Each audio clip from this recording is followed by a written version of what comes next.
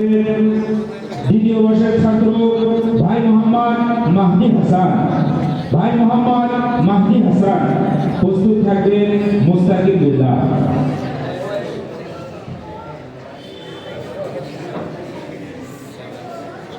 السلام عليكم ورحمة الله وبركاته.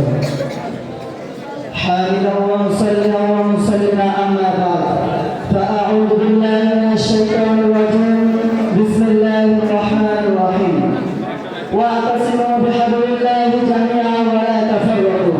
وقال رسول الله صلى الله عليه وسلم: لا إسلام إلا بالجماعة ولا جماعة إلا بالإمامة ولا إمامة إلا بالإطاعة أو كما قال عليه الصلاة والسلام.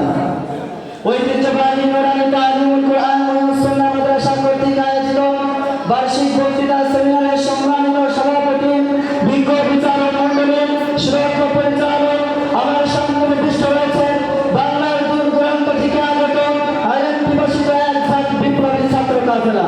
আপনাদের সবাইকে জানাই আমার পক্ষ থেকে আন্তরিক শুভেচ্ছা ও অভিনন্দন।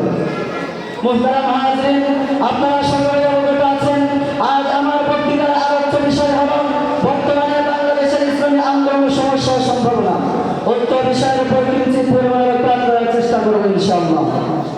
প্রিয় উপস্থিতি, আমরা প্রথমে ইসলামী আন্দোলনের সাথে পরিচিত হই। ব্যক্তিগত জীবন